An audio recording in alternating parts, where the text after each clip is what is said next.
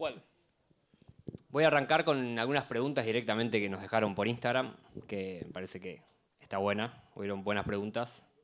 I will start with some questions from Instagram. Okay, cool. Yeah. Directly from them, basically. Yeah, I saw the post from Yes. Underclub. The first is, what does techno make you feel? ¿Qué le hace sentir el techno? Oh, okay. I've been listening to techno for like way too long now, maybe 30 years. So it's just, for me, it's a very open kind of art form. Like with a lot of music, and especially a lot of types of electronic music, it's very restricted in like what you can do, like house music, or maybe even drum and bass. There's a certain way it has to sound. With techno, it can work with a much wider range of like BPM, different kind of sounds, different rhythms. Okay. It's not so strict. Yeah.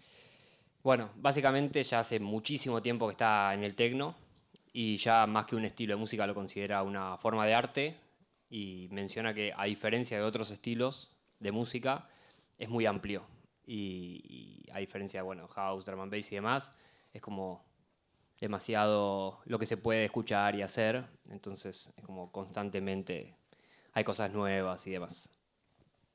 Yeah. So yeah, it just means you can either like a 4/4 kick drum or like a more like a broken rhythm.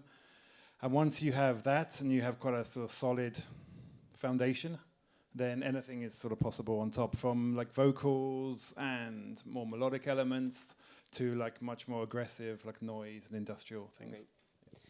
Bueno, desde un pattern clásico de kick, básicamente, ritmos más tipo break, vocales, ruidos más industriales, digamos, todo eso lo define como parte de lo que es la música techno.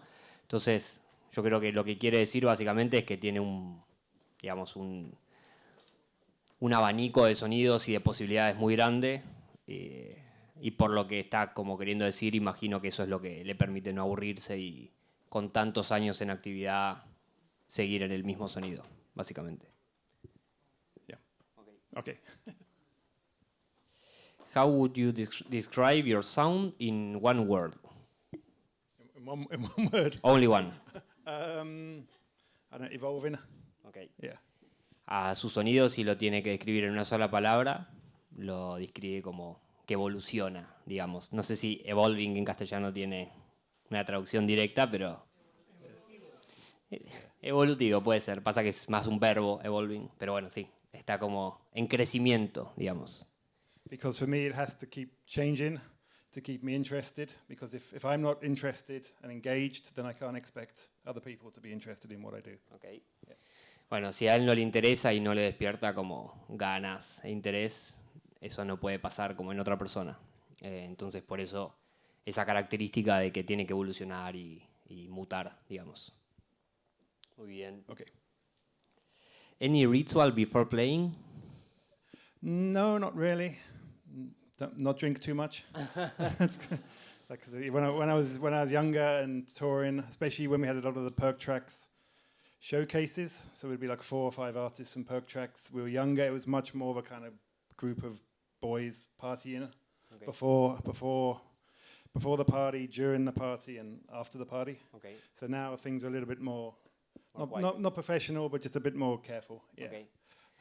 Me preguntaron, que estuvo buena la pregunta, algún ritual antes de tocar, y dijo que ahora tratar de no tomar mucho, y cuando era más chico, entre la bandita que estaban en Perk Tracks, se juntaban antes, durante y después. Era como completo el show, digamos. Yeah. Vamos a la siguiente. How about the future of techno? I don't know. It's hard to predict. There's often times where I think I've seen or I've heard everything. Like there's nothing new, there's nothing interesting, and then suddenly like a new producer that I've never heard of, often from like a country outside of like the main sort of European cities, does something amazing, and it kind of makes me feel the same sort of thrill I had when I was younger. So yeah, techno's always changing at the moment. Like hard techno is very popular, and for some people that's not so good.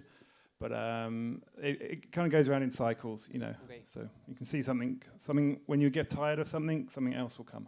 Okay. Bueno, ante la pregunta de cómo ve el tecno en un futuro, menciona que si bien siente que ya vio todo, porque, bueno, el tiempo que estuvo trabajando, aparece gente por diferentes lugares que hace cosas nuevas, cosas que refrescan, y es interesante.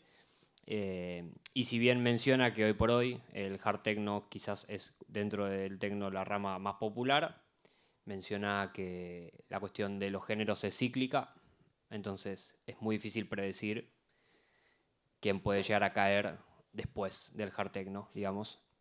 Entonces, nada, eso. Creo que lo traduje bastante bien. One more thing about this question. I was talking to Fausto about this. In Europe now, like 2 years ago, you'd have an event where like a sort of serious techno artist would play at the start of the night, and then later in the night it would be the faster hard techno. Okay. And now this is completely split. So the events aren't. It's not like a mixture of the two sounds. Either it's like I don't want to call it classic serious techno, and it's just that, or it's a hard techno thing, which is more like with the DJs are standing on the table and performing, and the two things have split. Yeah. Okay. Bueno, ahí menciona que en un momento en los festivales y en eventos grandes, ahí hay lugar, ¿eh? Y acá también, y acá no hay nadie también. Okay, gracias. Acá Rodri también. Se pueden poner acá al costado. Si no, siempre se quedan ahí como en la puerta.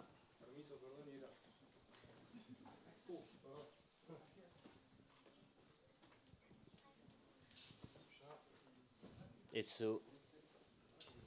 Allá también, acá. Si no, se quedan todos ahí como en la puertita. Bueno, recién mencionó que en un momento en los festivales y en eventos importantes en Europa de techno pasaba algo que es que los artistas clásicos de techno, para decirlo de una manera, digamos, el techno más histórico de toda la vida, tocaban temprano y después tocaban lo de hard, más rápido. Y bueno, ahora menciona que eso no va más. Y o toca uno o toca el otro. Entonces hay como una parte más clásica de techno de medio de toda la vida y una parte de hard techno pura y exclusivamente, donde menciona como una diferencia que es más performática, que probablemente ellos no lo tengan, entonces es como que ya no tiene sentido que en el mismo evento existan como los dos espacios. It's a little bit like choosing a football team. Okay. Like a few years ago, I was playing some hard techno events and some classic techno events. I had like 1 foot on each side, and now everyone has to kind of make a choice. You can't really do both. And you made that choice. A few people that were in my position are now playing a little bit, not like super like hypnotic, but just like you saw like Dax J as well. Okay. He's like just a little bit slower. Okay. Just so that he's not included in the hard techno thing that he doesn't want to be with. Okay. Yeah. Bueno, menciona que a esta altura ya es como elegir un equipo de fútbol, digamos, yo no sabía, pero a ese punto de diferencia, digamos, de estar dentro de el grupo de hard techno o estar en todo el otro grupo que englobaría como creo, a todos los otros estilos de techno clásicos, y que él tuvo que decidir si mutar hacia un estilo más rápido para poder estar dentro de esos eventos o no. Y bueno, parece que no. Pero nada, al parecer hay un temita ahí entre varios artistas que están pensando si dar ese paso para ser incluidos o no dentro de como la nueva ola de hard techno, básicamente. Yeah. Excelente. How was the process when you downloaded for the first time your DAW until you finish your first song? Okay, so I was quite slow to switch to using a DAW like Ableton. Okay. For a long time, I was using a Windows computer, but it was running just like a sequencer. That, and the sequencer would send MIDI notes to hardware instruments. And then I would mix that with a mixer and record it. And yeah, I'm really slow at adopting new technology. So it took me a long time. And for a while, I was doing more of like a hybrid thing. Okay. But yeah, it took me maybe a year from downloading Ableton for the first time to making something with it that I thought was good enough to release. Yeah. And you went back to that workflow? Yeah, when I first started using Ableton and I got more confident with it, I stopped using all the hardware and really focused on the possibilities with Ableton Live.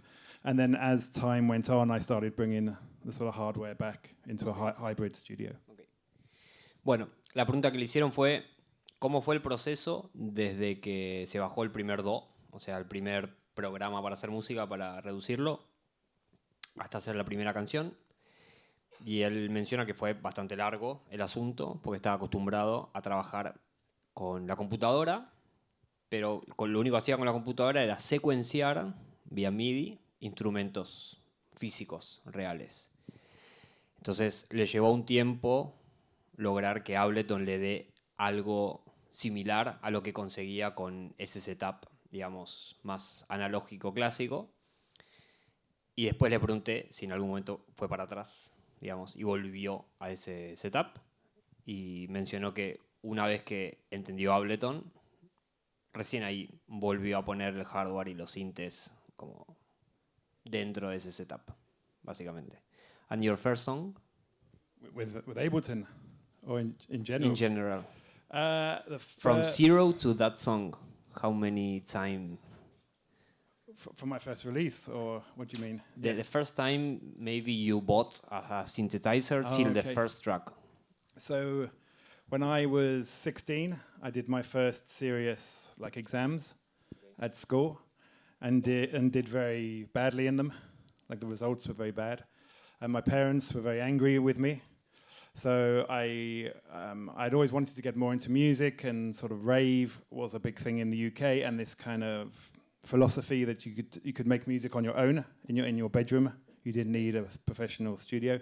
So when I was 16, I bought a drum machine, and I was still at education, full-time education.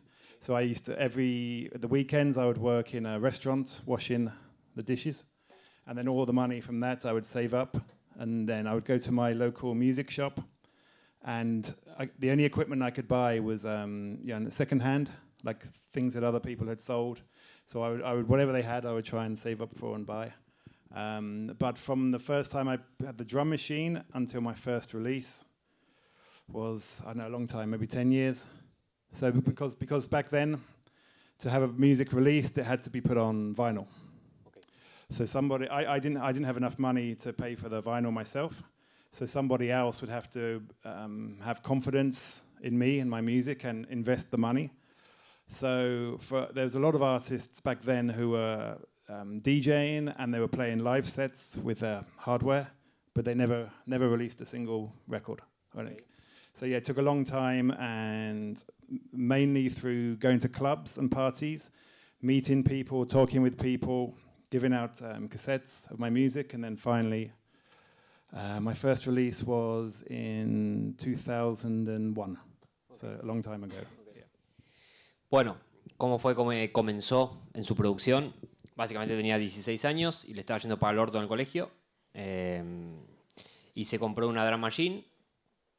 Laburaba en un restaurante, limpiaba, ¿cómo se llama? Cubiertos, y lo que ganaba de ahí iba a un local de segunda mano y se compraba lo que podía de las cosas. Y él menciona que tardó 10 años en hacer su primer release. 10 años, recuerden esa fechita. Más que nada a los que tenemos acá como alumnos que quieren en 4 meses, 5 meses ya tener el gran álbum. Pero lo que dice es que no era tanto quizás por desconocimiento o falta de, digamos, de técnica o de saber, sino porque en esa época la única manera de que salga la música era en vinilo. Y no tenía la plata para pagarse, digamos, su propio release. Entonces, medio que tenía que convencer a alguien que invierta en él y poder sacar ahí, así ese vinilo. Y menciona que, bueno, que una manera de conseguir eso era saliendo a bailar y a escuchar a gente en vivo.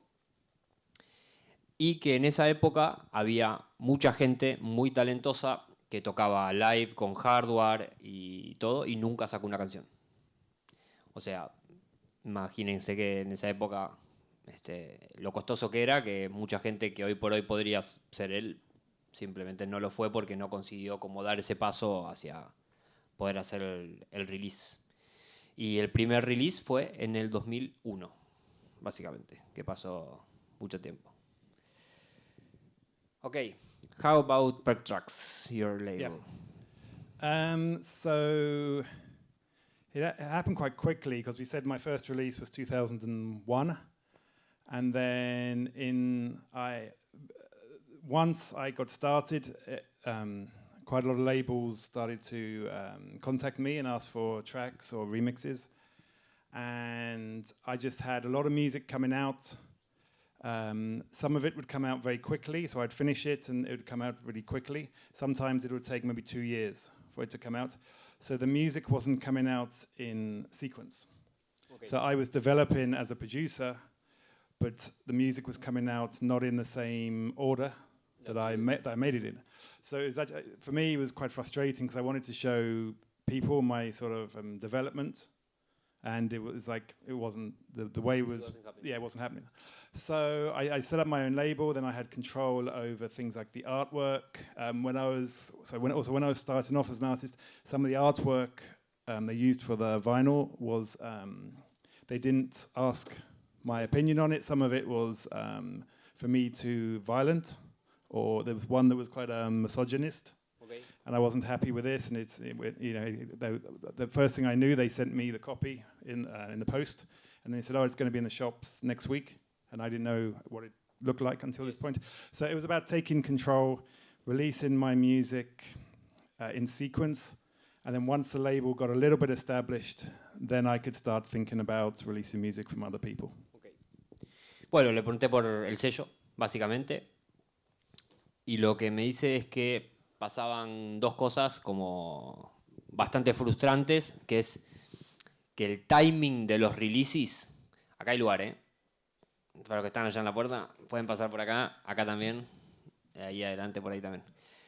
El timing de los releases no los decidía él. Entonces, su desarrollo como artista no lo podía decidir él, sino que lo decidían los sellos discográficos. ¿En qué sentido? Le pedían música, le pedían tracks, ojo el proyector, ojo ahí. Le pedían tracks, le pedían remix, y habían algunos que salían en 2 meses y otros que salían en 2 años.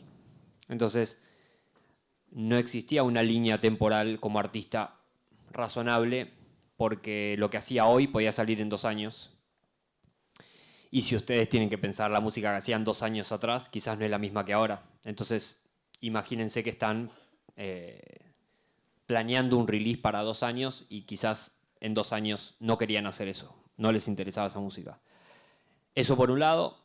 Entonces, nada, su proyección como artista temporal no tenía sentido porque ellos decidían por él cuándo salía cada vinilo.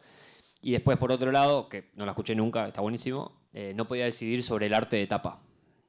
Y le pasó en casos de recibir vinilos de él y tenían tapas violentas o misóginas y él se enteraba cuando se lo daban, digamos. No tenía ningún tipo de decisión sobre el artwork de su vinilo. Y eso es una cagada porque, digamos, sale un vinilo a tu nombre y sos vos. O sea, digamos, la gente no va a decir, no, bueno, esto lo diseñó tal y no se lo comentó. Digamos, la persona es él. Entonces, nada, no tenía ni decisión ni cuándo iba a salir, ni qué tipo de arte podía tener ese vinilo. Entonces, ahí fue cuando evidentemente decidió tener el sello por su cuenta. Yeah, and one more point on that. Back then, because I was producing music with hardware, like you'd save up money maybe for 6 months or a year, and then you'd buy something maybe quite expensive, like the first time I bought a sampler, that completely changed the sounds and the music I could make. So like every record would show this progression as your studio got more professional and you got more equipment, and then a label then releases something from 2 years ago that doesn't show where you're at now. Bueno, ahí menciona que en esa época que elaboraba con hardware, era muy relevante el hardware que tenía con respecto al resultado final. Entonces, como que si seguís la línea histórica de la música que salió en el label, se nota mucho, por ejemplo, cuando compró un sampler. La diferencia de pre-sampler y post-sampler. Entonces, nada, ahí tenía también mucho sentido la cuestión del timing de los releases, porque si el release salía 2 años después, sin el equipo nuevo que tenía, era como completamente diferente. Y eso es algo que pasó en muchos estilos de música, que los instrumentos también definen como al sonido en cuestión o a lo que se puede o no hacer con el sonido. Entonces, cuando él tenía algo de plata, básicamente compraba algún equipo mejor y eso se veía inmediatamente reflejado en el release del sello. Cosa que hoy por hoy a nosotros ya, digamos, esas cosas ya no pasan porque casi todos trabajamos con software y demás, entonces no es tan relevante las cosas que tengamos, sino que lo que decidimos hacer nosotros con esas cosas, básicamente. Yeah. How it changed your career, the label? I think it helped a lot. The original idea for the label was just to be my music. That's why we were talking about having control over the sequence of music. So that's why it's called Perk Tracks, because it's named after me. But then when I started releasing music from other artists, even if say it's like Ansem or something, the release, it still has Perk on the record because of Perk Tracks. So my name was on kind of every record. So it kind of marketed me, accidentally promoted me with everyone else. When a lot of artists, their label is not named after them. It's a different, more abstract So it name. was a good decision? Yeah, so it was a good decision. So it really helped me. And yeah, the first few years of the label were quite hard. We were releasing vinyl, and you're starting to get some digital platforms like the start of Beatport and things like this. But the first few releases didn't do very well, and it was very uncertain if the label would continue. And then I had a few sort of lucky breaks. I'll try and actually explain this quickly. So back then, you didn't have mixes. You didn't have DJ mixes on SoundCloud. You know, you had to buy a CD, a compact disc mixed by this famous DJ. And because these mix albums would sell in the shops, you know, they generate a lot of money for the record label releasing them. So if a big DJ decided to use one of your tracks on their CD, it can make you quite a lot of money. Okay. So the first release on Perk Tracks, which was by me, didn't sell many vinyl copies. Okay. And then a British progressive DJ, James Zabiela. Yes. Yeah, he used one of my tracks on a compilation for Renaissance, the British label. Yes. So that did really well.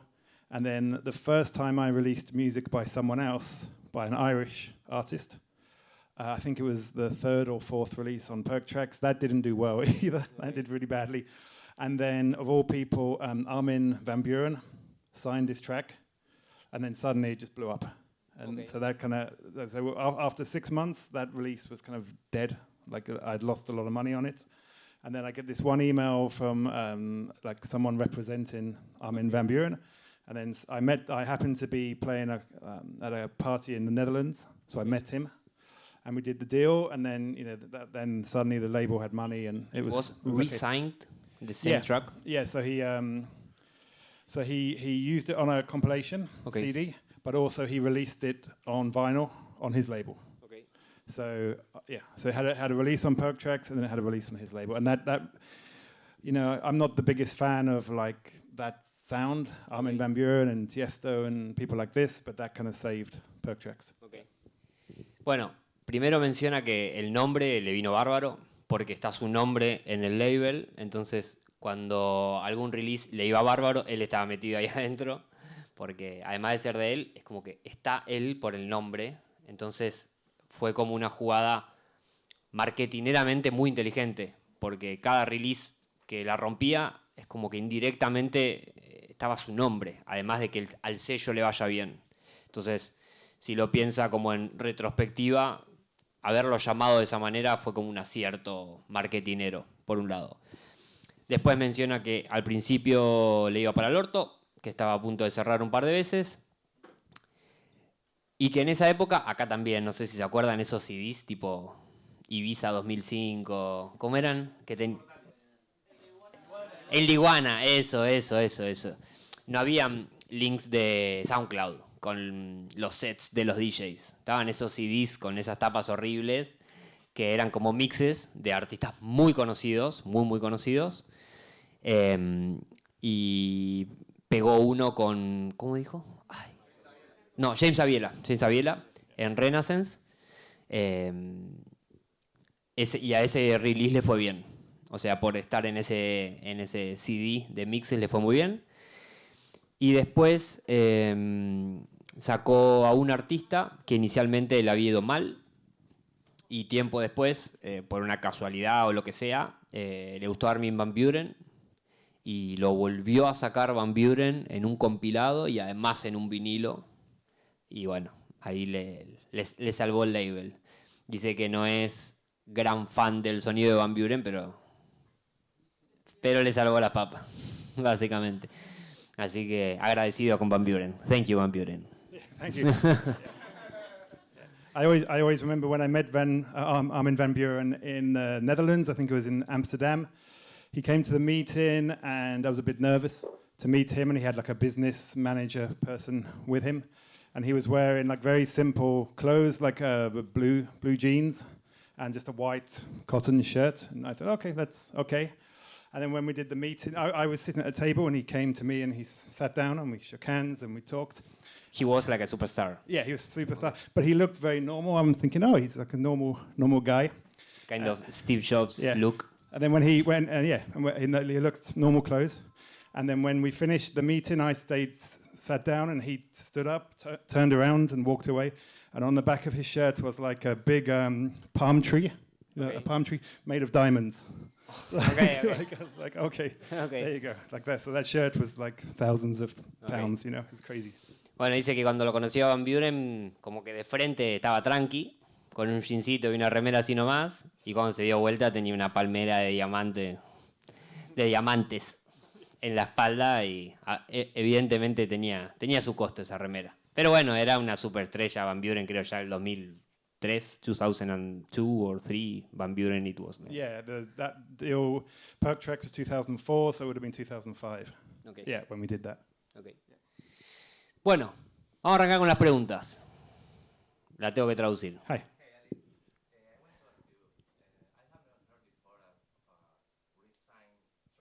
Mm-hmm. It doesn't happen so much now. Years ago, it was very common. So let's say a track was released in New York on vinyl, and it was a big hit there. Like maybe a DJ from the UK would go to New York and buy it in a record shop there. Or you'd have like import copies, which would be sent from the record company in New York to the record shops in London, and they would be more expensive than a record that was produced in the UK. So people would try and hear these as early as they could, and if they heard that it was a hit, they thought it had potential to be a big record, they would do a deal where they would sign the record for a particular country. So they'd have the exclusive rights for maybe the UK or France or Germany. Sometimes they would do new remixes, like they were more suitable for that kind of territory. And yeah, it happened a lot. So yeah, there's two types of license. This is getting too business, but there's two types of licensing. There's non-exclusive, which is where you license a track to a DJ compilation, a mix CD. And you can do that many times. Like the really big records might have been licensed to maybe 100 different DJ mixes. And then there's exclusive licensing where you license a track to a label in another country, and they're the exclusive rights to sell it in that country. Yeah. Bueno, acá el compañero preguntó, insisto que acá hay lugar, ¿eh? O sea, acá adelante, tres. Si quiere alguien pasar, o sea, acá entran 3, 4 personas cómodas. Sí, sí. Este es el récord total de cantidad de personas acá, ¿eh? ¿Qué? No, hay más. Ojalá 60 personas. ¿70?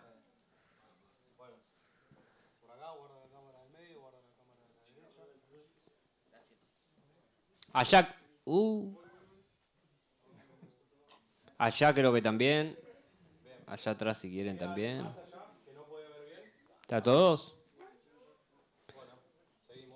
Bueno, el compañero le preguntó si era normal eso de volver a firmar, a editar un track, y le menciona que no, pero en esa época, como eran los releases en vinilo, la cosa era muy regional, digamos, no es como ahora que sale un release en Rumania y nosotros lo vemos, te llega una notificación al celu que el sello que te gustó sacó un track. Entonces, podía pasar que, por ejemplo, si salía un vinilo en Nueva York y la rompió, y había alguien inteligente ahí, lo que hacían era ofrecerle un... ¿Cómo se llama? Un negocio no. Como un contrato en el cual ese release pueda ser impreso de nuevo en otra región del mundo y vendido, claro.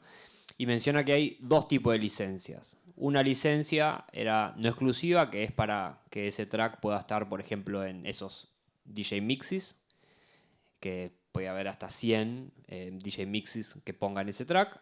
Y la otra que era exclusiva, donde ya decías, bueno, este release que salió en Nueva York, quiero que esté en Gran Bretaña o en algún lugar. Y ahí, si salía bien, vendía en la otra región. Insisto, cosas que hoy por hoy, digamos, ya no pasan tanto porque salga donde salga en el mundo un release, a nosotros nos llega como inmediatamente, digamos. Siguiente pregunta. Acá.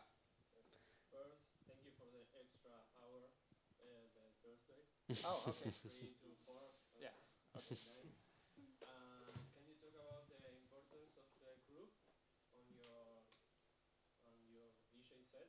Groove. Okay. Yeah, like we were talking about earlier now, about this kind of split between the hard techno and we'll call it classic techno. Yeah, so by playing a little bit slower, you can have a little bit more of a groove. And if you think of hard techno, one of the main characteristics is just that kind of big kick drum. So that takes up so much space in the mix that it's quite hard to have any kind of groove. And also the tracks are very fast. So if the tracks are very fast, each like event, if you're producing music, if you have each bar and it's cut into 16 steps, then obviously the time of each step, the faster the music is, the smaller the time is for every step. So it's much harder to get a groove into something fast. That's how something that is fast, like drum and bass, some of the grooves work at like half the tempo, like the bass lines and things like that. So at the moment I'm playing, and like at the end of my sets, as you might have heard if you saw me in Underclub, I'm still playing quite fast at the end of my sets, but at the start of my sets I'm enjoying playing a bit slower, which gives me more time to have sort of grooves and space in the music. And I think it's important because if you're playing a long set, like 3-4 hours, I can't handle, personally as a DJ, playing really hard for that much time. And as a clubber, I would want a set that had some progression and movement in it. So yeah, groove is really important because if you're playing at a slower speed, you don't have the energy that comes from playing fast. So you need something else to bring sort of energy to the tracks, and that comes from the groove. Okay. Espero acordarme de todo. Bueno, el compañero le pregunta cómo maneja el tema del groove y él plantea una cuestión técnica, digamos, específica, que es que a mayor velocidad que tiene una canción, más difícil es poder generar el groove, porque tenés menos espacio entre notita y notita como para poner elementos que generen ese groove, digamos. Él menciona que el hard techno tiene una característica que tiene un kick muy presente, como bien marcado, bien picante, y la presencia de ese kick de esa manera, digamos, es como que quita espacio para que puedan haber otros elementos que generen ese groove, digamos. Entonces, él menciona como ejemplo al drum and bass, que el drum and bass es de los estilos más rápidos, digamos, que uno más o menos conoce de pista. Piensen en el drum and bass, 175 y un poquito más también. Lo que dice es, fíjense cómo el drum and bass, para poder generar groove, cómo componen los beats. A la mitad del tiempo. Entonces, es 175, sí, pero en parte se siente como a la mitad por la manera de componer. Y él menciona que ese recurso es para poder generar groove. Que la misma velocidad que tiene ese estilo te lo impide por su característica. Y después menciona, podría trabajar de tomar pedidos, che, me acuerdo un montón, ¿eh? ¿Viste cuando te piden 80 cosas en un restaurante y te acordás todas? Me siento así. Bueno, después menciona que cuando está tocando y tiene un set relativamente largo, ahí puede darse el lujo de arrancar más tranqui en términos de velocidad y tener más groove, pero que sí es cierto que siente que en un momento es como que falta algo y ese algo lo da con velocidad. Entonces, para redondear, es como que al principio está más groovero y después da un pasito adelante y es más rápido, digamos, en sus sets. ¿Qué más? Ahí, vamos. Sí, quería preguntarle qué cosas toma en cuenta a la hora de escuchar a un artista o un track para su level y disfrutarlo. When you hear music from another artist for your label, Yeah. which are the things that you pay attention? Oh, okay. It's hard because it has to sound like something for Perk Tracks to fit the label, but it also can't sound like something that's already on Perk Tracks. So when I was working with Ansem and when I was working with A&D, a lot of people would send tracks that sounded like these artists, but I already have a relationship with these artists, so I don't want, there's no need to have multiple versions. Some labels, they just sign music that sounds like what the label owner makes. So he's just kind of multiplying himself. But for me, it has to fit into the sort of Perk Tracks universe, but be different and individual. I'm looking for something that it sounds fresh to me and has good ideas, and something hopefully that sounds new and innovative to me. There has to be a certain level of like professional sort of sound and the technical quality, but you know, if I heard an amazing track that maybe the production wasn't so good, I don't like to kind of work on somebody else's music. But if it was a really great track and someone from the label could help them a little bit, and also it would be mastered, which obviously mastering can help a track a lot. Yeah. Bueno, a la pregunta de que presta atención cuando alguien manda música para su label, menciona primero que tiene que estar como en una estética general del label, digamos, tiene que entrar dentro del universo de la música que hace. Y después, si bien eso es cierto, no tiene que sonar como alguien que ya editó ahí. Digamos, menciona a Ansem y a A&D y dice que ya los tiene a ellos. Entonces, si vos lo que haces para entrar en Perk Tracks es copiar a Ansem, no vas a entrar. Porque ya está Ansem ahí y es como... no quiere copias de los que ya están adentro. Y bueno, menciona que hay labels que la música que sale es simplemente la que hace la misma que hace el dueño del label. Y es como que él no busca eso. No busca que copien a la que hace él o a los artistas que están dentro del sello, sino que tenga algo nuevo o algo que tenga una característica de esa persona en particular. Lo que menciona es que también si el track está bueno, pero técnicamente tiene algún quilombito, digamos, que puede ser mezcla o puede ser, no sé, algún detalle que no termine de cerrar, a él no le gusta meterse en la producción de otra persona, pero si alguien del label le puede dar una mano, como para que termine de sonar como corresponde, joya. Y además, bueno, pasa por el mastering también de del sello como para terminar de sonar a un estándar de los tracks que salen, básicamente. Yeah. Muy bien. Okay. Siguiente. Son un montón, si no tienen preguntas. Acá, dale. I arrived a little bit late, so maybe Okay. I don't know if this has been talked about a bit, but how did you feel you started to find your own sound? Like maybe when you started, you didn't have quite your style so defined, I don't know. Yes. And maybe you slowly started to identify what you like and your own sound. It was two things when I started off. We were talking earlier about how I started off just with hardware, equipment. So what the music you could make was partially determined by the equipment you had. And also, if you have equipment that's quite sort of cheap and maybe old, that often pushes you to making more sort of like lo-fi distorted music because you don't have the expensive equipment to make something sound big and kind of professional sounding.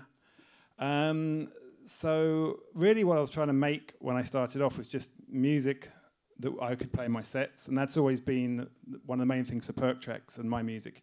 It has to be something I would play in my set. I could, if I had like the most amazing house track, but it wouldn't fit in my DJ sets, then it's not something I would sign.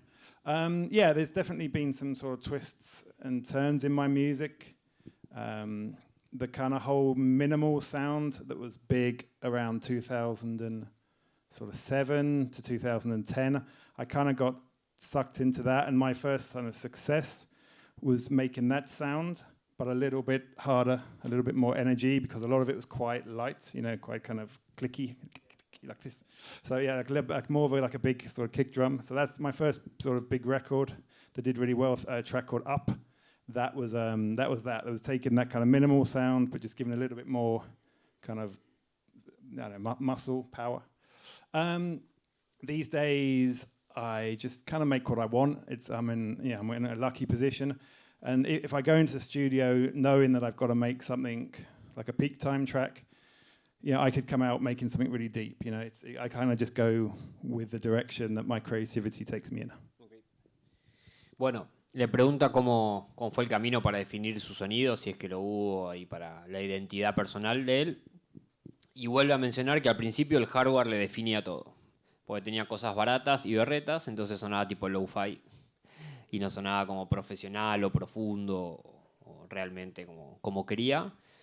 Y después menciona que, por ejemplo, uno de sus mejores releases está ubicado estéticamente en el minimal techno 2007-2010. Pero a diferencia de ese estilo, intuyo habla de los releases clásicos de Plastic Man y toda esa línea, era menos como simple y básico y un poco más pesado, con kicks mucho más fuertes. Y eso fue en parte lo que generó algo diferente y un gran release, ese que menciona, que es Up. Y después dice que ahora hace lo que se le canta al culo, por suerte, que se siente como agradecido de poder hacer lo que quiere y que cuando va al estudio a veces pinta peak time, es decir, quizás música más pistera, más para los sets, y a veces pinta más deep, depende cómo le vaya. Y también había mencionado que creo que fue la pregunta anterior, pero no sé si fue en esta o en la anterior, que si el track está bueno pero no lo pasa en vivo, no sale en el sello. O sea, que es una condición necesaria para que salga en Perk Tracks, que sea un track que tenga ganas de poner él en vivo. Dice que puede tener el mejor track del mundo de house, pero si no lo va a pasar en vivo, no tiene espacio en el label. Okay. One other thing about the track I mentioned, Up, it's such a strange time. I used to send out demos on a CD by post in an envelope to labels, and normally I'd send out my tracks every 1 or 2 months, or the new tracks. And for like 2 or 3 of these like packages, nobody ever replied. Okay. I had an email address on the package.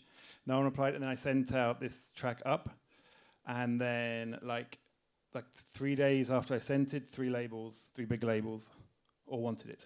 Okay. So suddenly I knew something had like changed. Okay. And then I had the situation that I'd not had before of actually choosing which label to put it with, and to not make the other labels angry because they say, "Oh, we want it," and then you go, "Oh, you can't have it." Okay. So yeah, but at the time I didn't have much confidence in myself. So the label I signed it to, they were the only label that said, we will just take it and release it.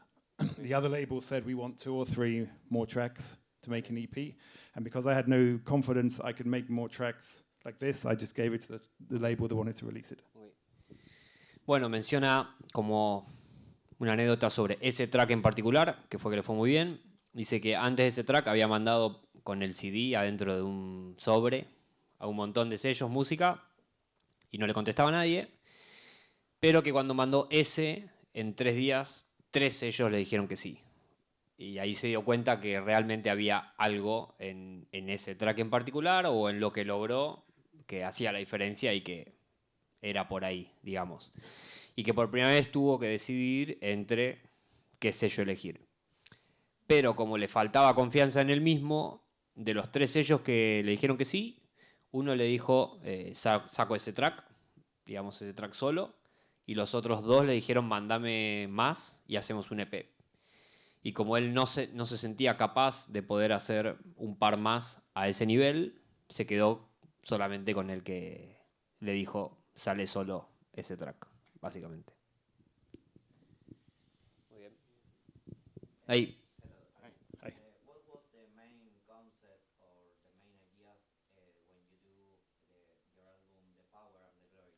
Oh, okay. So the albums I've done 4 albums now. They're the most important things in my career, like artistically. They're like kind of like signposts of different periods of my development in music, but also my kind of personal life and what I was doing in my life. And like my first album, Wicker and Steel, I at the time I had like no money, so I made the album, and then so this is what the album before I'm talking about, Wicker and Steel. I made the album and I had so little money that I had to sell all the studio equipment to then manufacture the album, to release it, and spend a little bit of money on promotion for the album. And also because that album took so long to make, it took so long to make, I wasn't releasing like singles, EPs. So all my gigs stopped. I had no gigs because I had no music coming out, and back then the only way to get gigs was by releasing music. It wasn't so much about social media then. And my agent called me in and said, "What's going on? You have no gigs, you have no music." So I put that album out, and it did quite well. So then I started building up the studio, and that first album slowly got bigger and bigger. It was on some lists of like best album of the year. So Which yeah, one? My first album, which is called Wicker and Steel. So then when it came to do the next album, which was The Power and the Glory, I felt like a sudden like rush of like confidence and power. And so that's like the difference between those first 2 albums is huge. The first album is quite deep and sort of atmospheric, and the second one is really like aggressive and distorted. And because once the first album did well, I got a lot more DJ bookings, so I had this kind of momentum in me, and that's reflected in the kind of sound of that album. It's very confident, but also kind of aggressive. It's like for the first time in my life, I felt like I was kind of going in the right direction and had a bit of like energy behind me. Did you choose the artwork? Yeah, the artwork. I work with a designer for my albums from Ireland, Johnny Costello, who actually, strangely enough, he also does a lot of design work for the major labels. He did all the design work for One Direction, if any of you are fans of this band. So it's strange, he does that, and then he does Techno at Night. So he did all their stuff. And so he did that. And the artwork, a lot of people think it's a man who's being like hit with like lightning and he's falling over, but it's not. It's a person that has like so much power coming out of them that it's actually knocked them over. Thank you. Bueno, el compañero le pregunta por un álbum en particular, Power and the Glory, y él menciona que fue como la cúspide de su carrera, el trabajo más importante que hizo, no solamente musical, sino como personal, digamos. Pero menciona un álbum anterior que dice que para llegar a ese álbum tuvo que primero vender todo lo que tenía el estudio, digamos, para poder pagar el release y la promoción y todo lo que significó ese álbum. Y no solo tuvo que vender todo, sino que también tuvo que parar de hacer música para hacer ese álbum en particular. Y eso lo que le llevó es a tener casi nada de fechas. Porque menciona que en esa época, si no sacabas singles o EP, no tocaba. Entonces, no solo tuvo que vender lo que tenía, sino que tuvo que dejar de tocar para poder hacer ese álbum. Pero bueno, tuvo éxito y eso le dio como, digamos, las ganas y la confianza y pudo comprarse cosas para el estudio de nuevo para hacer el que le seguía, que es el que menciona el compañero. Y la diferencia entre los dos es que el primero es más deep, atmosférico, y el segundo ya es como más violento, más agresivo. Y menciona que en parte esa, digamos, esa estética la tiene por empezar a conseguir más fechas y por el, digamos, por la energía también de estar tocando y estar pasando música con la gente y demás. Y creo que no dijo nada más. Ah, y el artwork, perdón. El artwork lo hizo uno que se llama Johnny Costello, ¿era? ¿Johnny Costello? Jonathan Costello, que hace el artwork, así, ¿ya? De One Direction. Y que contrario a lo que la gente cree, que es como un rayo que le pega a la persona, es más como la energía saliendo de esa persona, más que como recibiendo la energía de afuera. Intuyo que en parte es por lo que sentía él, ¿no? De que estaba canchero el asunto. Venía como ganador. ¿Quién sigue?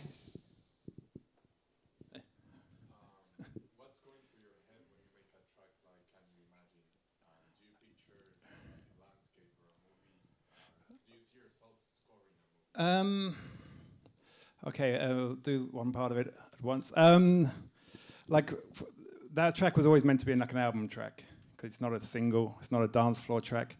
So when I'm making an album, it's different to an EP. I just make as many short demos as I can, like 1 minute tracks, and then I go through them. Maybe there's 20 or 30, and I look for like shared kind of ideas, feelings between the tracks, and that I choose maybe 10, and that becomes the album. For that track, it was always meant to be an opener to the album. It has quite melodic start, which I'm not really known particularly for melodic elements in my music. So yeah, that was the point of it. It was to kind of lull people into like a kind of relaxed kind of mental state and then hit them with the kind of hard industrial stuff. My other albums have opened up with spoken word, like speech elements. So I wanted to kind of avoid that and try and do something different. In terms of, I would like to do a film or something, but it'd be hard to do a film and not have complete creative control. If like they asked for, say, an hour of music and I made it and put my whole like heart and soul into the music, and then they said, okay, of the hour we like, 10 minutes of it is good, the rest is terrible, then it really create. I'm so used with Perk Tracks, I'm so used to having full creative control that someone kind of tearing apart my music would be quite hard for me to take, And if you work as a professional film composer or for TV, then you're used to these kind of situations. But it's not something I'm used to, so I'm not sure how I would handle it. Bueno, le preguntó por un track, Can You Imagine? ¿Era? Ok. Le preguntó si lo compuso inspirándose en alguna película o algún paisaje o algo. Y bueno, él menciona que es un track diferente porque es un track más melódico, a lo cual él no está acostumbrado, pero es un track que no tiene sentido como single, sino que está dentro de un álbum, digamos. Es un track que hizo y ya. Es un track para abrir un álbum en particular. Y después no lo volvió a hacer de esa manera, sino que el resto de los álbumes abría con algo más hablado, con más vocales.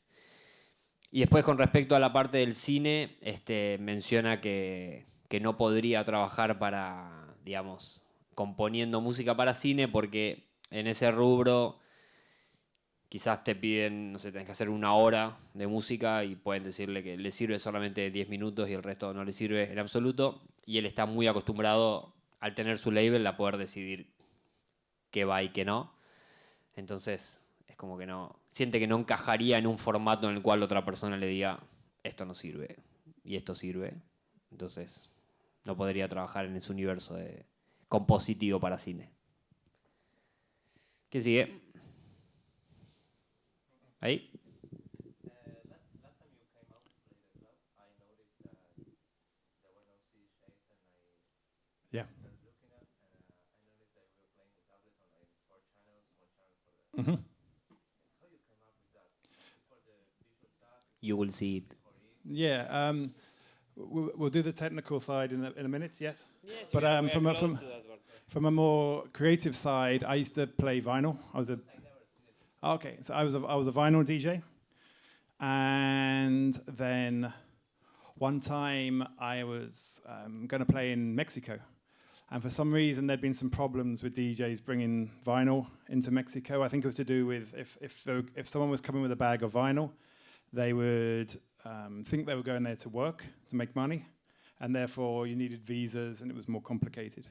So someone suggested that I could play live, and I was already doing a live set with hardware, but they said, can you do a live set just with a laptop, just to make it easy? You can just walk into Mexico with the laptop in your bag.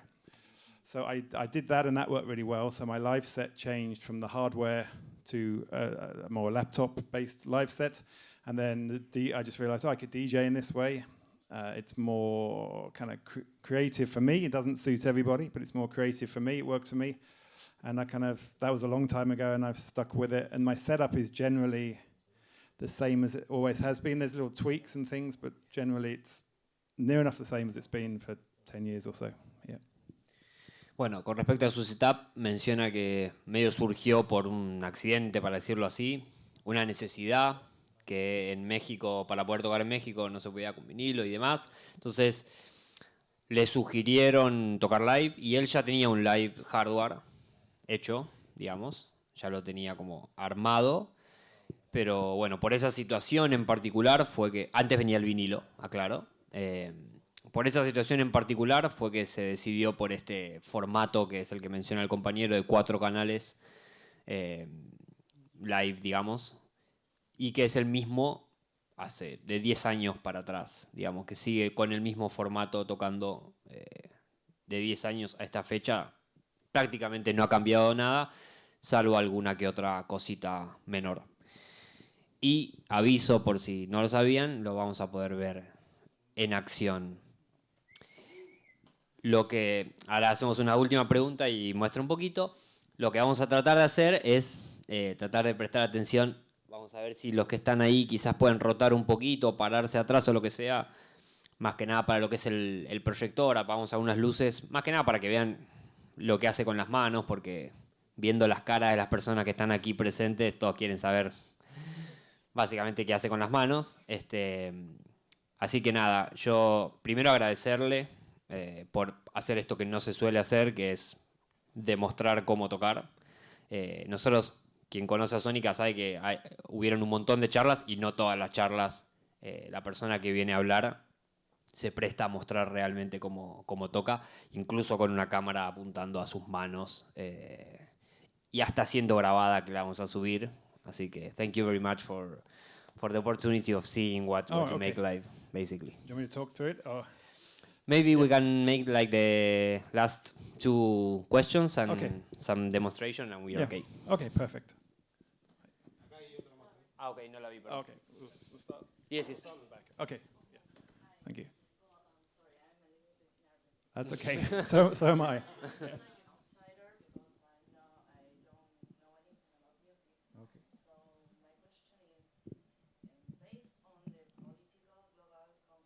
Mm-hmm. What's sorry? On it's in what part of the world? The world is there's many conflicts in the world.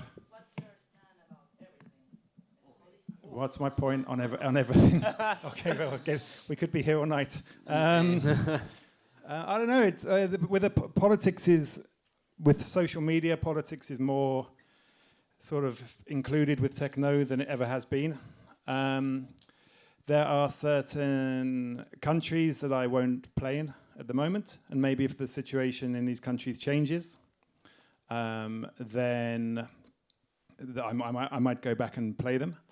And there's certain like companies and brands that I won't play for now, and some that I have played for in the past, but I won't do it anymore.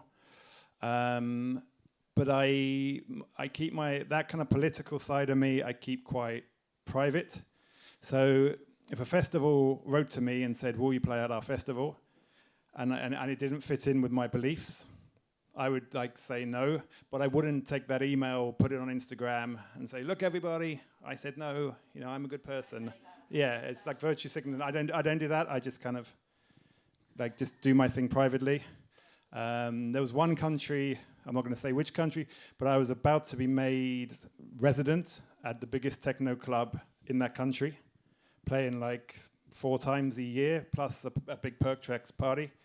And just as it was about to be announced, something changed with the country, and we cancelled the whole thing. So yeah, because of the way the country acted. So yeah, it's things like that are quite frustrating, but you have to stand for something, you know. Yeah. Bueno, Thank you. con respecto a la pregunta de la compañera sobre cómo se planta frente a la situación mundial del mundo, básicamente. Bueno, él dice que su manera de enfrentarlo y lo que él decide hacer es, hay ciertos países que no toca, hay ciertos clubes que no toca, hay ciertos festivales que no toca, digamos. Los motivos, elige quedárselos para él, digamos, no quiere, digamos, decir por qué, no toca en determinado país o club o lo que sea. Y si un festival importante le dice de tocar, y él dice que no va a subir una captura diciendo, le dije que no a tal festival porque me molesta tal cosa. Entonces, su manera de combatir a las cosas que no le considera correctas o no les gusta es simplemente no tocar. Y menciona que hay un país que le ofreció ser residente 4 veces por año y una fiesta o varias fiestas del label, y cambió algo en el país que decidió cancelarlo, digamos. Y por último menciona que esa es la manera que él como artista tiene para defender lo que cree, pero que los motivos y la cuestión política se lo guarda para él. Última. Estamos para la última y después...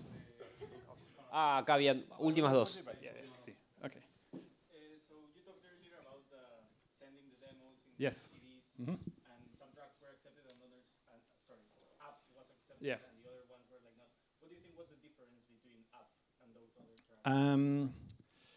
It was the other tracks, because so this is about, we're talking about vinyl again. This is a label taking a chance on I had some releases on Perk Tracks and some small labels in London, but it was about people taking a chance on me. So Up, if you look it up, it's on YouTube and everywhere. Up, it's one of those tracks, if you hear it once, you probably won't forget it. It's not, there's like a million techno tracks that are like really cool and good, but like how much techno is there in the world? Millions of tracks. When Up is just like, you hear it, and you know it. One of the labels that I didn't sign it to released their own copy of it 6 months later as well. So fuck them. But yeah. Yeah. Pardon? Yeah. It didn't become a big thing, but people were writing to me saying, have you heard this? It sounds just like Up. And I'm like, yeah, but what can I do? Yeah, it had a main thing. It had we call a hook. It was memorable. It had something you could say the track that has this thing, and they'd go, "Oh yes, I know it." When a lot of techno tracks are just like they're cool, but you can't really describe them. They're just like, "Oh, it's a cool track." Yeah. Bueno, le preguntó el motivo por el cual ese track que habíamos hablado hace un rato se había diferenciado de los otros. Y bueno, le dijo porque a diferencia de otros tracks de techno que son difíciles de recordar, pueden estar buenos, pero difíciles que te acuerdes de un track en cuestión, ese tiene un hook como muy característico y lo escuchás una vez y te lo acordás para siempre. Entonces, esa característica propia de esa canción probablemente haya hecho que se destaque mucho más que los otros y que después, tiempo después, le fueron diciendo que habían copias, digamos, o que habían tracks que estaban inspirados en esa canción, digamos. Allá. Yeah. Hi. Mine's an easy one. I'd just like to know, like, what's your favorite club or venue anywhere in the world? Anywhere. Okay. Well, yeah, it's hard. It's hard to answer this because I can only talk about clubs I've played at. There's a lot of clubs I'm interested in that haven't booked me. Maybe they will. Of course, I'm the club. I'm not sucking up to Joella, but no, it's a perfect club. I play at the moment. I play more times at Under in Buenos Aires than I do in London. Like even like in London, there's a like Fabric in London. The club Fabric is like 10 minutes from my house in a taxi, but I play at Under Club more than Fabric. I don't know if we just name some clubs like Under Club, Fold in London. Corsica Studios in London is a smaller club, but it's very underground, and it's where I did most of my promoting events, so it has a special place in my heart. Basement in New York is great. It's the best club in the USA for sure. Tresor and Berghain, for me in Berlin, are like two sides of the same coin. They're very different, but they're very special to me. Where else? I don't know if I'm pronouncing it right, but Essaim, which is in Paris. So in Paris, there used to be a club on a boat called Concrete, and that closed down. It got sold and turned into like a cocktail bar or something. And then the owner has set up this new club, and it's amazing. And what's amazing is it's an underground techno club, but it's right in the middle of Paris. With the way things are at the moment, with like the price of real estate and property, the clubs in cities are moving more to the outside of the cities. Like all the new Berlin clubs are on the edge of the city, not in the middle. But Essaim in Paris is right in the middle. So yeah, I was lucky enough to play there. I played an all-night set there a few months ago, and straight away they booked me again. So it's nice to have a relationship there. But there's so many clubs. And there's also so many good clubs that have finished. They've closed down or for whatever reason. So kind of clubs come and go. But those 5 or 6 I mentioned are very special to me, yeah. Okay. Bueno, esa creo que la agarraron todos sin traducción. Fue una linda lista de clubes que ha tocado. Y bueno, como anécdota, cuenta que tocó más veces, está tocando más veces en Underclub que en Fabric, que le queda a 10 minutos de la casa en taxi. Y bueno, nada, después toda una lista de clubes que le gusta. Y también mencionó clubes que todavía no lo buquearon y le gustaría ver qué onda. Y muchos que han cerrado también, que han estado buenos también. ¿Última o vamos? Yeah. Last one? No? Okay, we're getting... ¿No? Ahí. Do you remember all the tracks that you have loaded in Ableton, or Yes. some you remember, some you don't? Yeah, I remember them fairly well. So my Ableton is set up, it's about 1,000 tracks. They are in 4 channels. And the only organization is that the old tracks at the top, and then the more recent new tracks at the bottom. So they're not sorted by the hard and soft tracks or anything like that. And yeah, I know them. Some of the older stuff I can play, and maybe an element will surprise me. I don't remember that being part of it, or something strange about the arrangement. But generally, yeah, I just kind of know them. It's I'm lucky enough to be playing events quite regularly. At the start of this year, I didn't have so many bookings, and I felt a bit like a football player who hadn't played. I felt like I wasn't warmed up, and I had like a month without playing, and then I came back, and it took me a bit of time to kind of get back into it. But yeah, generally I know not so much the tracks, but also their position on the screen. So I know that that track is halfway up on the left-hand side or whatever. So if someone completely shuffled all the tracks and moved them around, it would be a nightmare. But I know the positions. Bueno, básicamente, ahora voy a ver si le podemos conectar el live también al de atrás para que vean, pero tiene 4 pistas con 10.000 millones de canciones. Y se las acuerda todas, increíblemente. Se acuerda la posición y, digamos, el lugar que está, porque si llega a estar mezclado de una manera que no sabe, es imposible tocar. Y bueno, también mencionó que ahora está tocando un montón, pero que a principio de año no tanto. Entonces, al igual que un futbolista, digamos, tuvo que volver a entrar en ritmo para sacar lo mejor de sí, pero sí, que realmente tiene los 4 canales que acá estoy viendo y tiene 10 millones de canciones y se las acuerda todas a la hora de tocar. Así que, increíblemente, sí. Última. Acá, vamos. I don't know, in electronic music, it's everything. I come from an era where most of the when I started off, all the information you got about music was from magazines. So you'd buy a magazine because it had like a good, say, 2 pages about techno, but then you'd also read the other pages.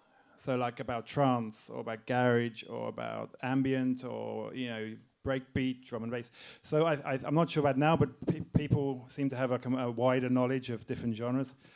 So yeah, everything, I guess, like directly outside of techno would be like industrial music, especially the sort of British from the 70s to the 90s, things like Throbbing Gristle, Cabaret Voltaire, things like that. But also, yeah, like progressive house. The first labels I was signed to were progressive house labels, even though my music didn't quite fit. They liked what I did. So I knew a bit about that kind of scene. And yeah, I'm outside of electronic music. I still listen to sort of rock and indie and metal. As I've got older, a little bit of jazz. And I've purposely, I don't want to learn about it. I don't want to know every artist, every label. So then I can just sort of, it sounds a bit stupid, but I can put it on and not think about the connections between artists and things. So yeah, it's a bit of everything, and I've been lucky enough to work at record labels. I worked at a label that did hard house and trance, which aren't really my favorite genres, but I still learned a lot by working in that environment. So I'm lucky, but yeah, I try and pull, feelings and ideas and elements from everything. Bien, como inspiración por fuera de lo que hace, digamos, parte de música inglesa, industrial. Incluso sus primeros releases fueron del palo del Progressive House, que no hacía Progressive House, pero, digamos, funcionaban dentro. Después rock, jazz también, y menciona que el jazz no lo quiere entender, ni lo quiere estudiar, ni quiere saber qué está pasando ahí, simplemente quiere escucharlo y disfrutarlo, digamos. Y después menciona al trance y al hard house, que no lo había escuchado nunca. Que también aprendió, que si bien no es lo que más le gustaba, o lo que más le gusta, sacó cosas de ahí y aprendió de ahí también. Así que bueno, esas fueron como las inspiraciones más allá del techno. ¿Vamos a los bifes? Okay, thank you. Okay. Well, let me check if the camera is okay. We'll go down with some lights. Okay, we'll try and do this. Recordemos todos que la fecha ya sucedió y estamos en una escuela. Así que vamos a disfrutar de lo que haga, pero más desde un punto de vista didáctico que Kluber, digamos. Eso, sí. Lo importante va a estar ahí, en el proyector. Y bueno, el que esté muy cerca también probablemente lo vea directamente a él y sea más sencillo. Hasta ahí. Esa última no. Hasta ahí, ahí ven bien todo, ¿no? No quiero que por la oscuridad se pierda totalmente la resolución. Ahí está bien. Yo creo que ahí está bien. So, yes, you can choose if it's just one mix and stop and talk about it. Okay. Feel free to... I'll give a little bit of background first, so Yes. I understand. Yes. Okay, so my basic setup is MacBook here, the Allen & Heath Zone 96 here, and the Allen Heath K2 MIDI controller. If I'm playing live, it's 2 of these controllers connected and some hardware, but this is a DJ setup. Okay.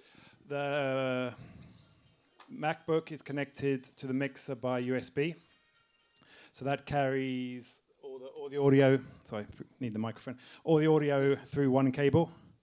The 4 main channels are for music, and then the 2 auxiliary channels are for the effects returns. Okay. All the effects are in the in Ableton as plugins. I only use Ableton's stock plugins just to have less chance of like crashes or plugin wanting to update or something like this. Some artists you see have like a reverb or delay, but it's kind of the version of that. So the auxiliary channels are the returns from the effects, which means I have dedicated like volume and EQ control of the effect returns. Yeah. Bueno, para aclarar, digamos, este no es el live set de él, este es el DJ set de él, porque está pasando canciones desde Ableton, digamos.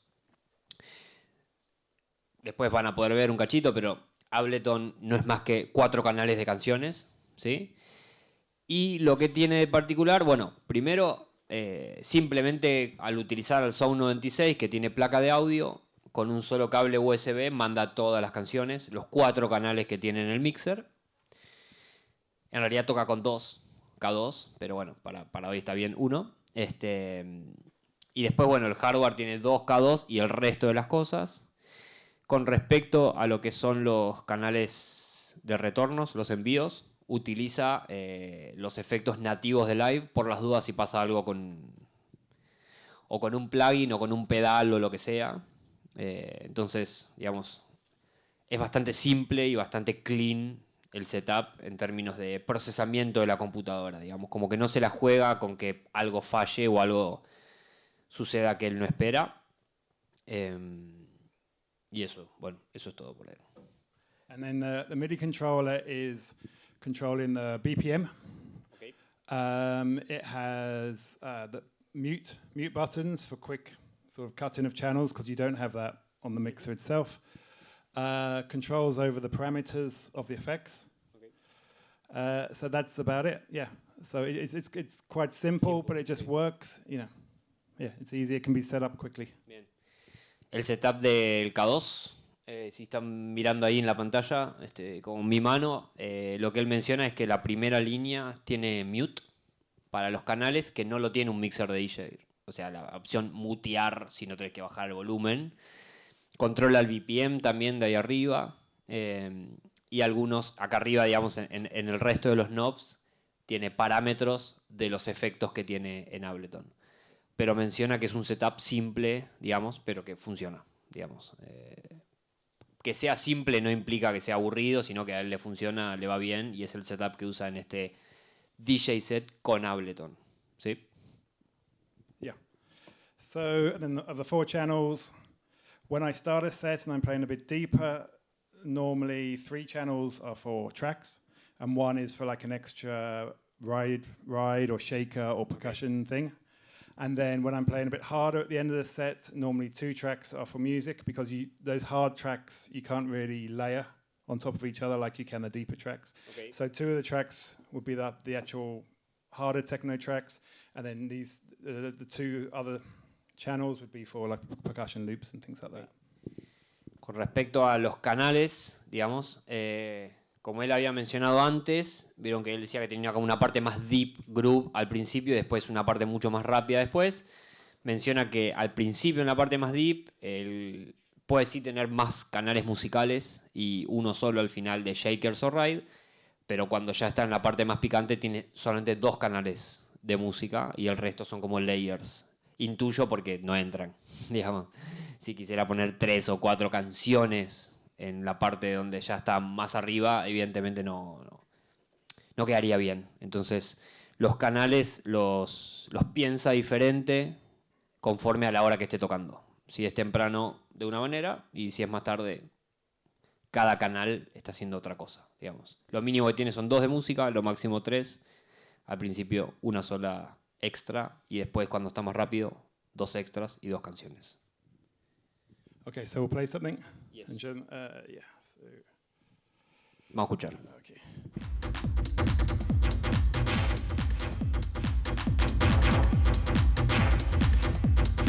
So that's like obviously one channel.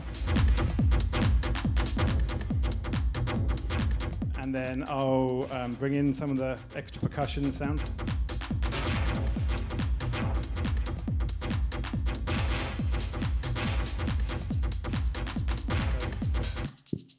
The shakers.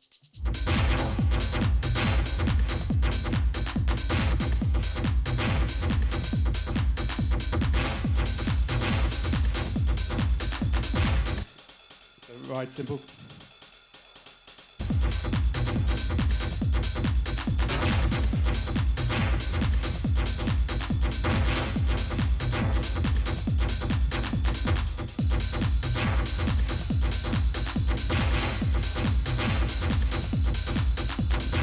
Recuerden que en la pantalla no hay nada, ¿eh? O sea, literalmente son canciones. No es que está haciendo algo en la pantalla diferente, son simplemente canciones, como si fuese una CJ.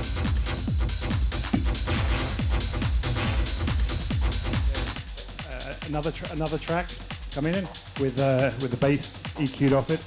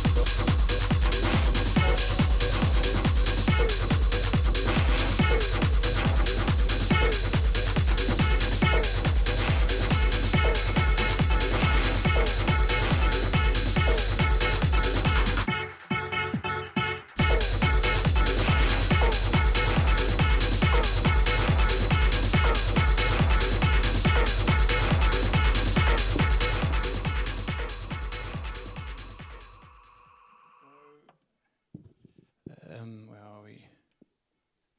Give your mic back so you can translate. So, because the mic is sharing the channel with the FX return. So just check that's working. Ok. Okay. So yeah, it's just about building things up slowly. The difference between this and say playing with 3 or 4 CDJs is if something's not got quite the kind of power. If I bring in a track and at home it sounded really good, but in the club, because of maybe the sound system in the club or whatever reason, it's not hitting as hard as I want, I can instantly bring in extra elements to give it more, to make it a bit sort of fatter, a bit larger sounding. And yeah, it's simple. It's such a simple setup.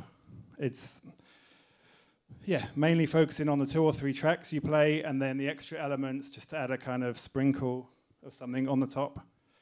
And it's just really simple, and it's quite it's a kind of quite a hypnotic way of playing. I'm very focused, like kind of forward in what I'm doing, rather than looking left and right at the CDJs. So it's a kind of different physical way of playing, but it kind of works for me. Okay. Bueno, menciona que como tiene 4 canales, dice, bueno, a diferencia de usar 4 CDJs, lo que te puede pasar con 4 CDJs es que en tu casa sientas que la mezcla está buenísima y tiene un super power, y después en el club no. Ya sea por el sistema de sonido o por lo que sea, no. En cambio, con estos extra layers que tiene y canales, él decide si tiene más power o no, digamos. Y él tiene esa capacidad de decidir si en el momento quiere más, quiere menos, mucho más amplio el sonido o no. Eso es una diferencia que tiene de mezclar con CDJs. Y también menciona que, además de que es simple el setup, al tocar de esta manera está concentrado en una sola cosa. Y con las DJs está como mirando para un lado, mirando para el otro, mirando para un lado, mirando para el otro. Y acá está como muy concentrado en el workflow que está haciendo como en el controlador, digamos. Y eso le permite como ir bien hacia adelante y no estar como distrayéndose en la CDJ de este lado, la CDJ del otro lado. And things that are very important for this setup, all the filters and EQ is done on the mixer. Okay. So there's no filters mapped. There's no VST filters or anything. So I have everything in front of it. So I really want to be looking more at the mixer and at the crowd and less at the computer screen. So as much as I can have using the physical controls, I do. And also because it's on the physical controls, then there's less chance of something going wrong. You know, the MIDI controller not being connected, or like, you know, the EQ is always there. So the really important things are the kind of gain staging to make sure tracks don't come in too loud or too quiet. And you need good monitors for that. And things like the delay and reverb returns, I EQ in a certain way to cut off a lot of the bass and the mid, so that it doesn't get too much. It kind of works in addition to the music. It doesn't take over from the music. Bueno, otros aspectos técnicos de cómo toca es que no tiene ni ecualizadores ni filtros acá. Acá tiene solamente otro tipo de efectos como los delay y reverb que estábamos escuchando antes. Esos efectos, o sea, ecualización y filtro, los hace con el sound. Entonces, por un lado, se evita que haya algún problema que esté mal mapeado o algo, siendo efectos tan, digamos, tan relevantes a la hora de pasar música. Lo hace todo acá. Y es muy importante para él el gain staging, que es, digamos, el proceso por el cual él decide a qué nivel llega cada uno de los canales.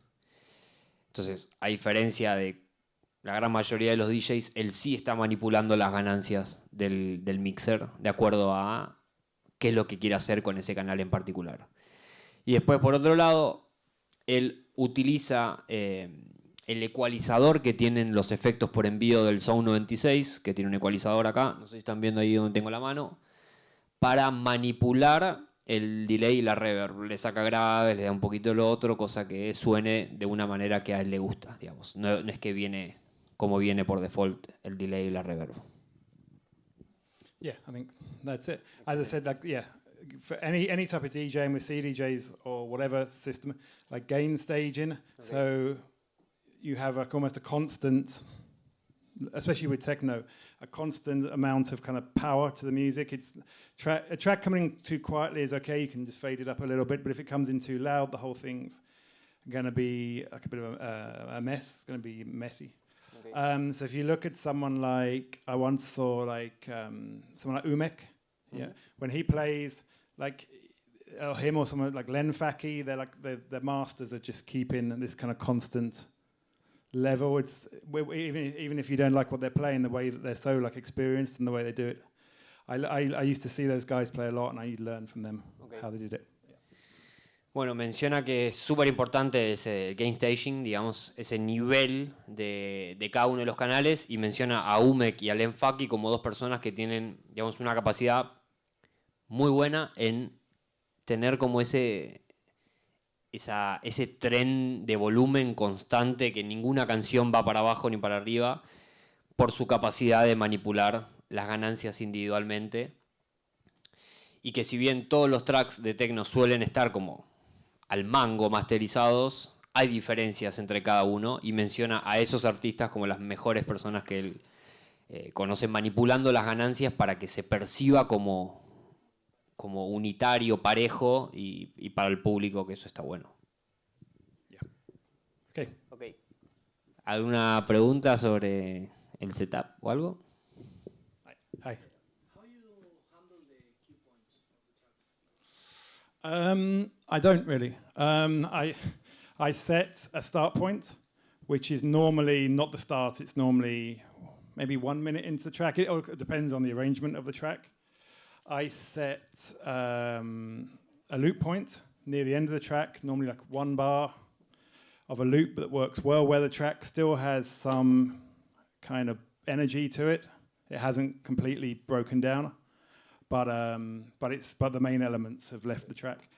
And that's how I do it. Occasionally I will, if I play a track and I think it's a bit, not boring, but it's not kind of moving along as quickly as I want, I can change, I will just literally move the playhead, the sort of the start point. And the same if I'm not really feeling the track, I'll move the loop earlier. So it goes into a loop. If it's had like a breakdown, and that breakdown didn't work as well as I thought, and I can see there's another breakdown coming, I'll move the loop before the second breakdown, so it doesn't go. So I can just get out of it quicker, really. Yeah. You do it on the computer, right? Yeah, I do it on the computer with the trackpad or the mouse. You know, it's a strange way of DJing, but I do it. Bien. El compañero le pregunta cómo maneja los cue points, digamos, de las CDJs, que traduzco para quien no conozca. Digamos, son unos botones que te permite disparar la canción desde otro lugar. Es decir, las canciones van avanzando de un principio a un final y no es lo mismo en todos lados. Entonces, muchas veces se eligen esos diferentes momentos para salir de un lugar más arriba, más abajo, en la bajada y demás. El compañero le pregunta cómo elige esos puntos y cómo los ejecuta, y él dice que no los elige. Que lo único que hace es cambiar el starting point de la canción, nunca es el principio, sino que es más adelante. O sea, se come toda la intro, básicamente. Lo pone más o menos en el minuto, o incluso cuando el track es medio para abajo, un poquito más adelante, hasta que esté más cargado. Y siempre tiene al final de las canciones un loop puesto.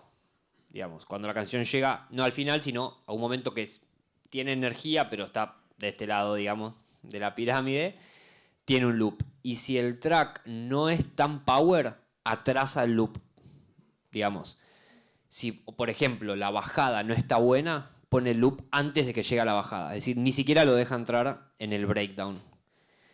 Y se pasa a otro track que tenga una bajada más interesante. Y ahí el compañero le preguntó cómo lo hace, y lo hace a manivela. Lo hace con el mouse o con el trackpad ahí en vivo. Si siente que necesita que esa canción, digamos, no siga avanzando. Allá.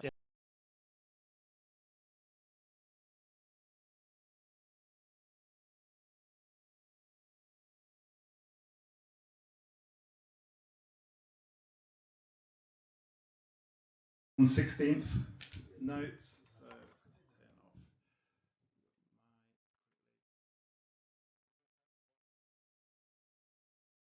Oh, because there's the two auxiliary channels here. So yeah, it's just like.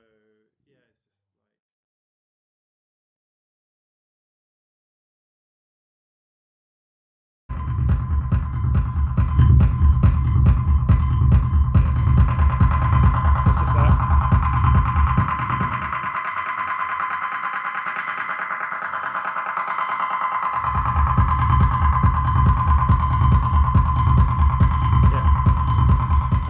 And with that delay, I can control the feedback and the volume of the delay. From the MIDI controller, obviously I can control the volume on the mixer as well. I cut off all the bass, and then you can choose the frequency on the EQ on the auxiliary channel. So it's basically the low mids are being cut off, just so the bottom end of the track isn't getting all messy from the delay.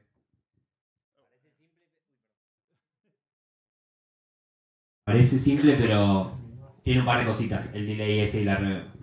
Tiene solamente dos efectos, delay y reverb.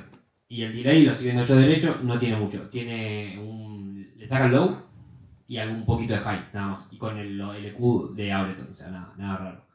Los tiene en 16 notes.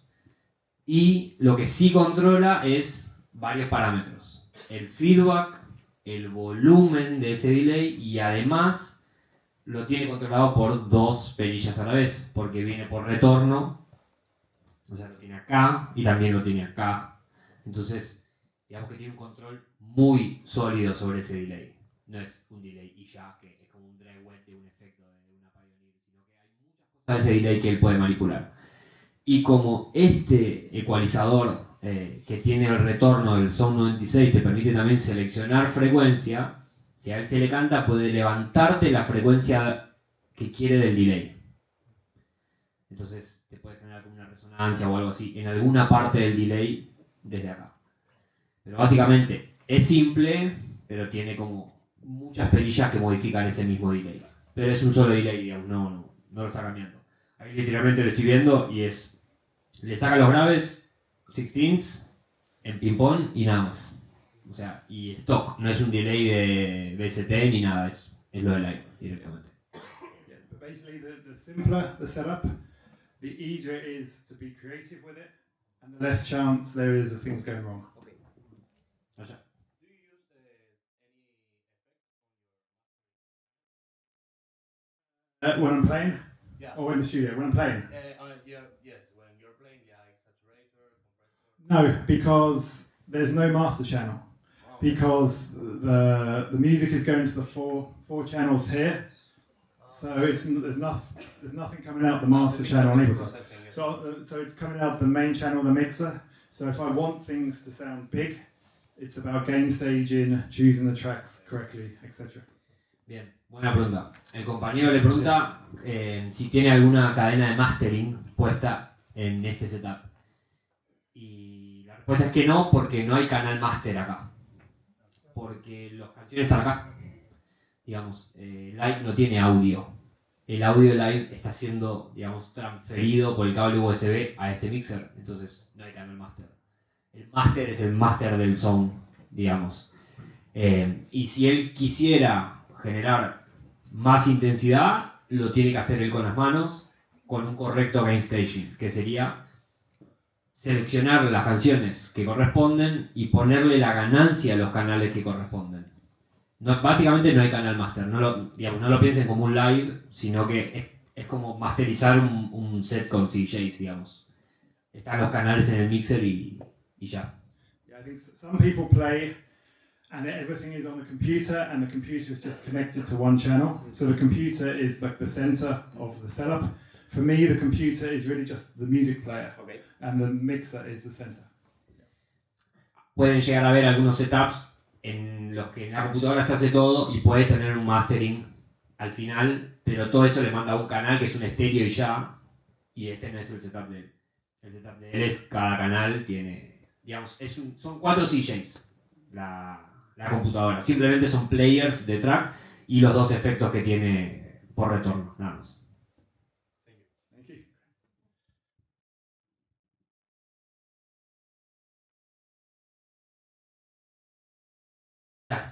Al momento de tocar, ¿cómo? ¿Todo bien? Que al momento de tocar, si él es más Era fácil, eso sí. que si bien uno tiene los conocimientos de toda la música que toca, si él es más de jugar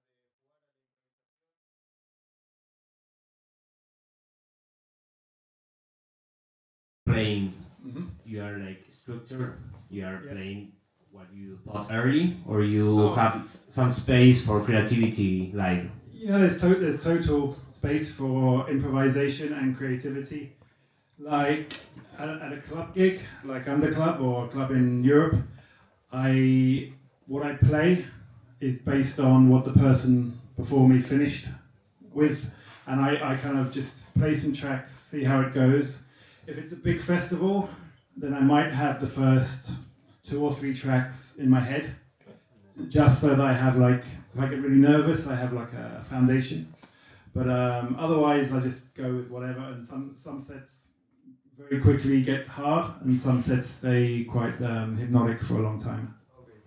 Okay, thank you. Bueno, con la pregunta, lo que él hace, que me llama mucha atención, es todos los sets que toca alguien antes, lo que arranca es de acuerdo a lo que dejó la persona que tocó antes. Salvo en festivales donde medio que no importa bien que tocó antes, ahí tiene 2 tracks, 3 tracks que son como los fundamentos del set que va a hacer y a partir de ahí le da para adelante. Pero bueno, cuando toca ya a partir del 3er, 4 track ya hace lo que quiere, decide creativamente lo que quiere hacer. Y que en algunos sets más rápido se va a algo rápido, justamente, pasa rápido a esa parte más intensa de su set y hay set que se queda en algo más hipnótico, más deep, más tiempo, lo decide él. And I would say to add to that, as any type of DJ, whoever you are, it's very important to listen to other DJs because you can learn from them. But also, if you're playing at whether it's a house party or a club or whatever, like get there at least an hour before your set, hear what the DJ's playing, hear how people are reacting to it. If there's like a really big popular track, then if you get there early, you can hear if that DJ played it, because I've seen so many times a DJ plays a track and then the next DJ comes to the booth 10 minutes before their set starts and they start with that track. So you hear the same track twice in half an hour. So it's really important just to hear what's working in the club and also just to learn from other DJs.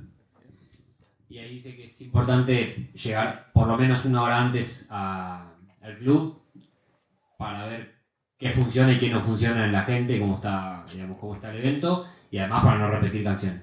Que le ha pasado de escuchar varias veces una canción muy conocida y que abren con esa. El que sí abre con la misma y en media hora se escuchó 2 veces la misma canción, intuyo porque llegó 10 minutos antes y ni se dio cuenta que había sonado esa canción.